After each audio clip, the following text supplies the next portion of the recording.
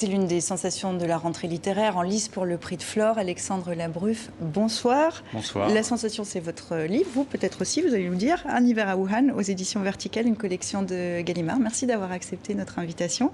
Le point de départ, c'est octobre 2019. Vous êtes nommé attaché culturel à Wuhan. C'est le départ d'un récit nerveux, drôlatique, de votre séjour dans cette espèce de mégalopole ultra polluée que vous décrivez autour de la pollution très régulièrement. D'où est parti ce nouveau coronavirus? Et vous dites, c'est le récit halluciné d'un auteur halluciné. Moi, ouais, c'est ça. Ironique, poétique, effectivement, c'est le récit halluciné. Alors moi, j'appelle ça un guide de voyage dans une Chine contemporaine, une bombe à retardement sanitaire, industriel, que j'ai fréquenté depuis plus de 15 ans, en fait, puisque j'ai mon premier, plus de 20 ans, puisque ma première expérience en 1996, quand j'étais nommé Zorro déglingué de la qualité, parce que je pense, révolutionner le monde de la qualité en Chine. Je pars vous êtes nommé là-bas. D'ailleurs, votre bouquin fait des allers-retours entre 96 et 2019. Entre deux périodes complètement hallucinogènes. 2019, où j'arrive dans une dystopie, Wuhan, baigné dans un nuage de particules fines, avec des épidémies qui lacèrent, grippe aviaire, peste porcine. Je rends un hommage au triptyque de la tragédie des porcs dans mon roman, nourri aux antibiotiques, contaminé par la peste et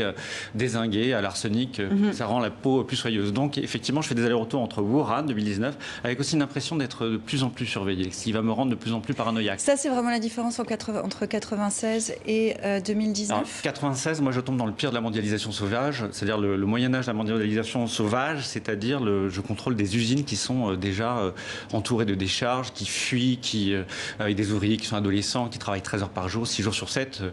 La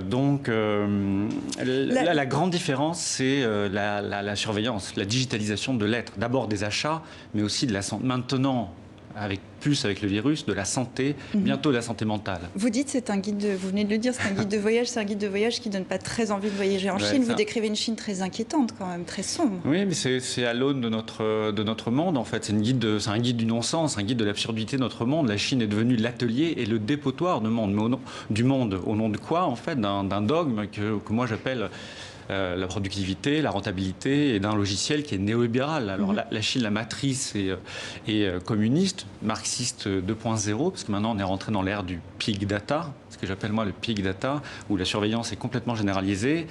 Et oui, c'est pas un monde qui fait envie, mais d'un autre côté, c'est aussi peut-être une alerte que je voulais lancer. Alors justement, est-ce que ça permet de comprendre pourquoi cette pandémie mondiale est partie de Chine ? Qu'est-ce qui s'est passé en 25 ans? Depuis que moi, j'ai accompagné les mutations de la Chine, les mutations industrielles, le miracle économique, le fameux miracle économique dont tout le monde parle, en fait, chinois, s'est construit sur des micro-catastrophes écologiques, sanitaires. Ça fait 25 ans que je vis la catastrophe et que je suis en mode alerte depuis mes 21 ans que je suis allé visiter ces usines en contrôlant des cotons-tiges, des écumoires. Donc catastrophe écologique, catastrophe sanitaire avec des explosions d'usines, des déraillements de trains. Mais là, cette pandémie mondiale, ça l'explique, la Chine que vous connaissez? Qu'est-ce qui s'est passé en 25 ans? Déforestation, urbanisation. Vous liez la pandémie vraiment avec l'environnement, on le retrouve dans le livre. Il y a forcément des conséquences. Quand j'arrive à Wuhan en octobre 2019, avant d'arriver au virus, pas au minus, qui n'est pas du tout minus, mais lapsus, oui, il y a 10 ères apocalypse. C'est-à-dire des taux de particules fines dans l'air improbables, plus de 500 de particules fines par microgramme, par mètre cube d'air en fait. Et du coup, je ne sais pas si c'est une explication, mais déforestation, contamination des sols, de l'air, de l'eau, c'est impressionnant en Chine. Et c'est ce qui a vraiment rythmé ces 25 ans. Et vous avez, là, 25 ans plus tard, vous étiez à Wuhan, donc je le disais, vous arrivez en octobre, vous allez voir arriver cette épidémie d'abord. Oui. Vous entendez parler pour la première fois de ce nouveau coronavirus le 25 décembre, joyeux Noël. Ouais, un beau cadeau de Noël, effectivement, par des réseaux alternatifs, déjà des rumeurs. Moi, je pars au vert, à Shanghai, je me dis, attention, ça me rappelle... évidemment, parce que j'ai vécu le SARS, un syndrome respiratoire, en 2003 en Chine. Bizarrement, les virus, c'est comme si les virus me poursuivaient. Oui, attention. Et c'est ça, attention. Et 2015, j'ai vécu le MERS, en fait, qui est un syndrome respiratoire, des chameaux contaminés par... Donc, tout de suite, quand j'entends parler de cette rumeur, je dis, attention, résurgence du SARS. De toute façon, je sais qu'en Chine, moi, je touche plus les boutons d'ascenseur, je fais attention, je porte des masques, même...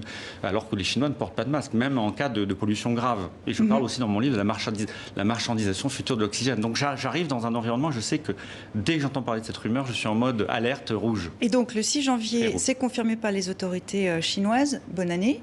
Là, qu'est-ce que vous dites à ce moment-là? Vérifions les chiffres, essayons par tous les moyens de vérifier s'il y a une progression, si ce que disent les autorités locales et si leurs propos sont justes, vrais, véridiques. Donc j'essaie de me renseigner par tous les moyens de la propagation de l'épidémie. Je sais de toutes les façons qu'on ne pourra pas la contrôler. Comme en 2015, Samsung ou l'État coréen avait caché. Donc je sais tout de suite qu'on va cacher cette épidémie, qu'on pose d'ailleurs pendant 15 jours un sarcophage sur les chiffres. Et moi, je demande à tout le monde, tous mes amis, toutes mes connaissances de porter les masques, oui. de me laver les mains. Est-ce que ça veut dire que là aussi, parce qu'à l'heure actuelle, la Chine présente Wuhan comme la vitrine d'une épidémie sans contrôle, est-ce que ça veut dire que là aussi, vous vous interrogez? La Chine, elle est rentrée dans une guerre. Une guerre de modèles. Son horizon, c'est 2049, devenir la boussole de l'humanité. Et peut-être même cloner son président et qu'il devienne une intelligence artificielle qui relie toute sa population. Tous les cerveaux chinois seront reliés à son cerveau. Donc oui, on est dans le déni, on est dans une guerre. Et elle affirme sa victoire. Est-ce que c'est vrai, c'est pas vrai? J'ai des indices qui me laissent à penser qu'il y a encore des cas cachés en Chine. Certains diraient que vous êtes parano. Vous assumez, vous dites quand je pars en Chine, c'est vraiment pour vivre ma petite dystopie à moi. Voilà. La réalité est rattrapée par la fiction, est rattrapée par la réalité. C'est aussi le récit d'une collision. Tout à fait, c'est le récit d'une collision parce que je pars à Wuhan pour écrire une dystopie, je rentre dans cette dystopie. Parano, fou, j'assume cette position de l'écrivain en fait. On doit être fou, un petit peu parano. Et merci d'être venu partager votre folie à TV5 Monde. Au milieu de l'hiver, j'apprenais enfin qu'il y avait en moi un été invincible, ça se termine comme ça. Un hiver à Wuhan, aux éditions Verticales, une collection de Gallimard. Alexandre Labreuf, merci beaucoup. Merci pour l'invitation.